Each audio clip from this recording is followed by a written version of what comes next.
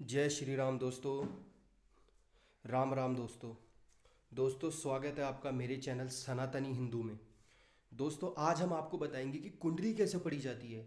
आपने अपने घर में कुंडलियाँ देखी होगी या आपके पेरेंट्सों ने कुंडलियाँ बनाई होगी, लेकिन आपको उस कुंडली में बिल्कुल भी कुछ समझ में नहीं आ रहा। इवन आपको अपनी राशि तक देखने नहीं आ रही कि आपकी राशि फल क्या है, मतलब आपकी राशि कर्क है, मिथुन है, क्या है, आपको वो भी समझ में नहीं आ रहा।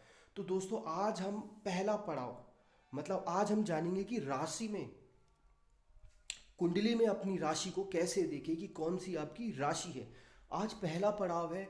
और हम आपको आगे आगे नेक्स्ट नेक्स्ट वीडियो में जब हम बनाएंगे तो आपको कुंडली के बारे में और चीज़ें भी बताएंगे कि कैसे दोष देखे जाते हैं, कैसे आप किन किन चीज़ों को आगे पाओगे, वो सब कैसे देखा जाता है।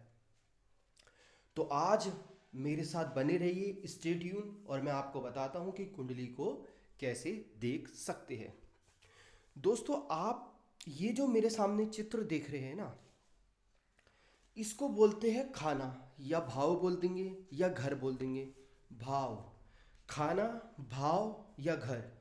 अगर हम मान लेते हैं, यदि अगर हम मानते हैं कि ये पहला खाना है, और फिर इसके बगल वाला ऊपर दूसरा खाना, इसके बगल वाला तीसरा खाना, ये चौथा खाना, ये पांचवा खाना, ये छठा खाना, ये सातवां खाना, ये आठवां खाना, ये नौवां खाना, ये 10वां खाना, ये 11वां खाना, ये 12वां खाना। तो दोस्तों इस तरह से काउंटिंग होती है कुंडली में। आपको दिख रहा है ना खाने को कैसे देखा जाता है। दोस्तों आपके सामने ये चित्र दिखाई दे रहा होगा, ये हर किसी की कुंडली में बना रहता है, ऐसा चित्र है। आप देखते हो जगह जगह ऐसे रेक्टेंगल शेप के बने रहते हैं, बीच में डायगोनल दो खींचे रहते हैं। तो ये क्या है? तो आपको मैंने बताया, पहले तो आपको पहली चीज़ जो समझ में आई है कि भाव, खाना और घर किसे बोलते हैं। तो देखिए दोस्तों, जैसे मैंने आपको बताया था, मैं एक डायग्रामेटिकली या एनिमेटेड बोल लो, ये डायग्राम आपको दिखा रहा हूँ, जो कि मैंने बताया था कि पहला, दूसरा, तीसरा, चौथा, पांचवा, छठा, सातवां, आठवां, नौवां, 10वां, 11वां, 12वां, मतलब 12 घर रहते हैं एक कुंडली के अंदर। इतना आपको क्लियर हो गया कि 12 घर एक कुंडली के अंदर रहते हैं। दोस्तों उससे भी बड़ी बात यह है कि अगर ये पहला पहला घर है, मान लो ये पहला घर है, इस पहले घर में ये, इस घर से ये पता चलता है कि आपका राशि क्या है। मान लो ये पहला घर है, यदि इस पहले घर में ये छः, काउंटिंग छः लिख दिया, छः लिख दिया, या फिर ये मान लो छः है और ये मान लो पाँच लिख दिया, पाँच लिख दिया, तो इसका मतलब क्या है? यह चार पाँच क्यों लिखा रहता है? क्योंकि आपने कुंडलियाँ देखी होगी तो अलग अलग डिजिट उसमें डाली रहती है। लेकिन अभी हमने कहा कि पहला भाव, दूसरा भाव। दोस्तों भाव तो ऐसे देखा जाता है, घर तो ऐसे देखा जाता है, लेकिन उसके अंदर की काउंटिंग क्या दर्शाती है, तो मैं आपको बताता हूँ कि उसके अंदर की काउंटिंग क्या दर्शाती है। तो दोस्तों अगर आपको किसी भी कुंडली में अपनी राशि देखनी है तो राशि के लिए डिजिट होती है। मान लो ये पहली, दूसरी, तीसरी, चौथा, पांचवा, छठा, सातवां, आठवां, नौवां, 10वां, 11वां, 12वां डिजिट लगे रखे, लिख रखे हैं, आपके सामने दिख रहे हैं। तो पहले पहले डिजिट का मतलब क्या है कि मेषा। मेषा मतलब कौन सी राशि होगी? मेष राशि। और वृषभा, वृषभा मतलब वृषभ राशि, इंग्लिश में इसे वृषभा कहते हैं, वृषभ राशि। तीसरा का मतलब मिथुना, मतलब मिथुन राशि। कर्का, कर्का मतलब कर्क राशि। पांचवें डिजिट का मतलब क्या है? सिंभा, सिंभा मतलब सिंह राशि। छठा, छठा कन्या, कन्या राशि, हिंदी में भी कन्या बोलते हैं इसे। तुला, तुला, तुला राशि सातवें में आती है। आठवीं डिजिट में क्या आती है? वृश्चिका मतलब वृश्चिक राशि। नौ, नौवा में धनुषा मतलब धनु राशि, धनु राशि। ग्यारहवा, ग्यारहवा कुंभा, तो कुंभा मतलब कुंभ राशि। 12 मीना मतलब मीन राशि। तो इन डिजिट का मतलब इस तरह से होता है दोस्तों। यदि आप यहाँ देख रहे हो ना कि चौथे में कर्क है, आप इसको याद रखना कि चौथे डिजिट में कर्क है और 5वें में क्या है, सिंहा मतलब सिंह राशि है। तो दोस्तों ये आपके खाना बोल लो, घर बोल लो, मैंने आपको बताया था इस तरह से घर की काउंटिंग होती है। तो दोस्तों हम ये जो राशि पढ़ रहे हैं वो नॉर्थ इंडियन कुंडली है, मतलब नॉर्थ इंडियन में यूज़ होने वाली कुंडली है। मान लो मैंने बोला था चौथा जो है क्या है, कर्क है। तो पहले से शुरुआत होती है जो आपके आपका ये जो पहले भाव में जो नंबर होते हैं ना, डिजिट, मान लो यहाँ 4 डिजिट है, इसका मतलब क्या है कि आपकी राशि क्या है, कर्क है। अगर यहाँ पहले भाव में या पहले घर में चौथा नंबर लिख रखा है तो आपकी राशि क्या है, कर्क है।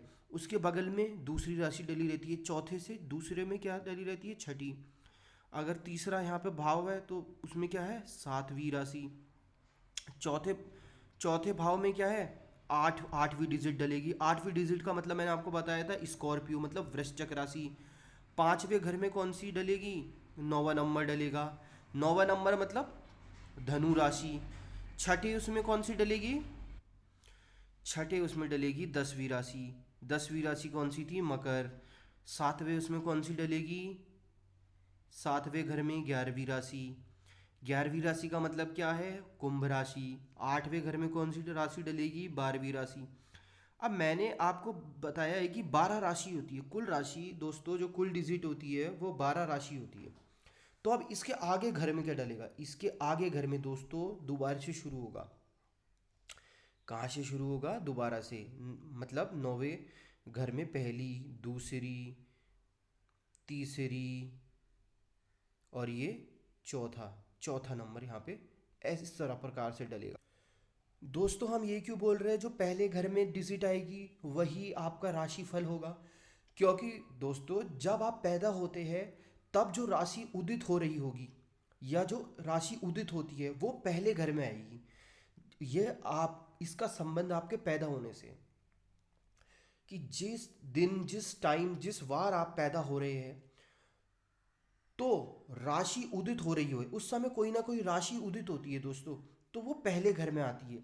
मान लो उस जब आप पैदा हुए तो ये चौथी चौथी राशि उदित हो रही है तो ये आपके पहले घर में आएगी और यही आपकी राशि होगी। तो इस कुंडली के हिसाब से जो जिस व्यक्ति की ये राशि हमने बनाई है या जो पढ़ रहे हो ये किसकी राशि होगी दोस्तों, ये कर्क राशि है। कर्क मतलब कैंसर भी बोलते हैं उसे। तो दोस्तों आपने आज ये जाना कि हम अपनी कुंडली के अंदर राशि कैसे देख पाए कि हमारी कौन सी राशि है। तो दोस्तों आगे ही हमसे इस प्रकार से जुड़े रहे, हम आपके राशि के दोष भी बताएंगे, उसमें क्या क्या दोष है और उसका निवारण आप खुद कर सकेंगे। क्योंकि जब आप अपनी कुंडली पढ़ेंगे और जो हम आपको यहाँ पे पढ़ा रहे हैं आपके अंदर इतनी समझदारी आ जाएगी कि हमारी कुंडली में दोष क्या क्या है और हम आगे कितना लक्ष्य प्राप्त करेंगे अगर मेरी वीडियो आप लगातार देखती रहेंगे और इसको समझेंगे। और इसका निदान मैं आगे आपको बताऊंगा। अगर किसी की कुंडली में दोष है या कुछ ग्रह खराब है, उन ग्रह को संतुष्ट या खुश कैसे करा जाए कि वो आपके आगे रोड़ा ना बने, तो इन सब चीज़ के बारे में मैं आपको बताऊंगा। स्टे ट्यून, हमारे चैनल को लाइक और सब्सक्राइब जरूर करें। इसी तरह की मैं आपको ज्ञानवर्धक वीडियो देता रहूँगा। और दोस्तों जो मैं आपको निदान बताऊँगा वो आपको 100% कारगर होगा, बहुत ज़्यादा फर्क पड़ेगा आपको अपनी लाइफ में। जो आपके काम रुक रखे होंगे वो सारे काम बनने लगेंगे। ठीक है, आज के लिए दोस्तों इतना ही। नमस्कार, जय श्री राम।